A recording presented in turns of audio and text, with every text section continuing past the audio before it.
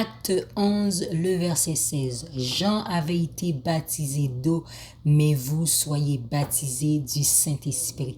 Le Saint-Esprit, c'est quoi? Le Saint-Esprit, c'est la troisième personne en Dieu qui vient nous révéler le Fils qui glorifie le Père et le Père qui est Jésus, le Père qui est le Dieu très saint, le Père qui représente le trône, le royaume, la gloire, la magnificence, l'inatteignable par aucune main, aucune pensée des hommes sans que Jésus-Christ lui-même ne révèle pas qui est le Père. Jésus nous dit dans la parole qu'il est le chemin, la vie et la vérité. Nul ne peut aller au Père sans passer par lui. Et c'est de le Saint-Esprit de Dieu qui nous révèle à savoir et à connaître, à suivre, à marcher, à exceller dans le ministère même de ce que Jésus il a accompli. Et le Saint-Esprit va toujours établir dans tout ce que Christ, Jésus lui-même, il en a accompli afin que nous portons la gloire de Jésus. Jésus, nous portons sa gloire que le Saint-Esprit révèle de lui-même parce que Jésus-Christ nous a déjà portés en lui. Comment? Il nous a portés à la croix. Il nous a portés avec toutes nos douleurs, tous nos péchés, le prix de nos péchés parce que Jésus est l'être saint qui est mort à la croix. Il a donné sa vie, il a décidé de porter tout le fardeau, tout le péché de l'humanité. Et c'est un amour, une humilité, un cœur, une transformation que dans le miracle même de Christ, que personne ne peut arriver à comprendre cette dimension de son amour sans que le Saint-Esprit de Dieu ne te révèle pas cet amour. Comment le Saint-Esprit va te révéler cet amour et quand aussi il décide, c'est quand tu décides de te donner, de t'abandonner, alléluia, à la parole de Dieu, que tu décides de connaître Jésus, que tu décides de dire mon ancienne vie, cette vie, je me trouve inconfortable dans cette vie que je vis là maintenant, les actions, quand je parle de vie, je parle des actions que je pose, ces actions-là me fait sentir tout le temps une personne orgueilleuse, haineuse, jalouse, envie, rivalité, la tripotarie,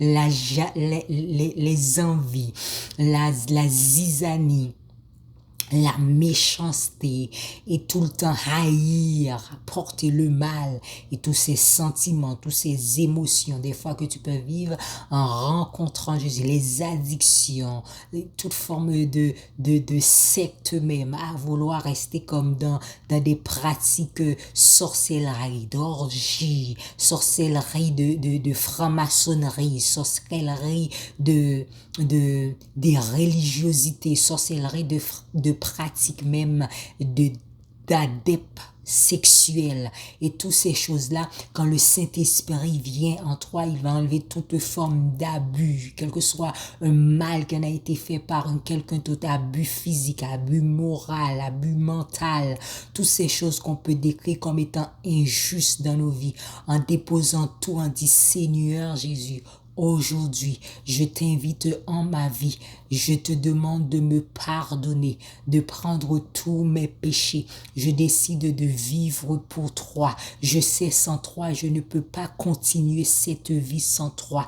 J'ai besoin de toi. Saint-Esprit, rentre en mon cœur, habite en mon âme. Fais de ma vie ta demeure. Fais de ma pensée le trône où tu viens siéger, Saint-Esprit.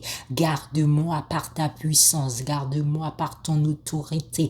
Garde-moi par ta puissance, garde-moi par ton autorité, garde-moi par qui tu dis que tu es, Seigneur Jésus, prends la possession de ma vie. Oui, garde-moi par la personne tu dis que tu es, Seigneur Jésus, révèle-moi par le Saint-Esprit, alléluia, à rester en toi, à demeurer en toi, dépouille-moi de tous les péchés, alléluia, immoral, péché sexuel, l'adultère, toute forme de péché, toute forme de péché qui me pousse, alléluia, à vouloir agir dans mon intérêt, à être orgueilleux, à vouloir centrer sur mes envies, à vouloir m'abandonner aux choses qui n'est pas selon ta sainte volonté.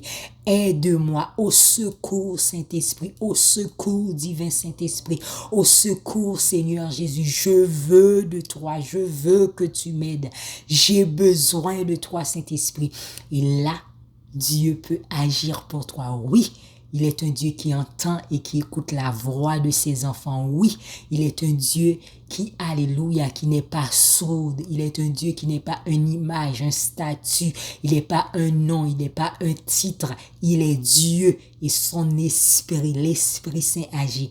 Alors Jean-Baptiste a interpellé à vouloir venir baptiser dans l'eau du baptême. L'eau du baptême, c'est l'eau où on vient s'immerger. C'est un signe, un symbole que on utilise dans le christianisme afin de comprendre que cette personne que je suis plongé dans l'eau du baptême. C'est une action spirituelle qui se fait afin que la vie, la personne que j'ai été est dépouillée de tout ce que j'étais avant.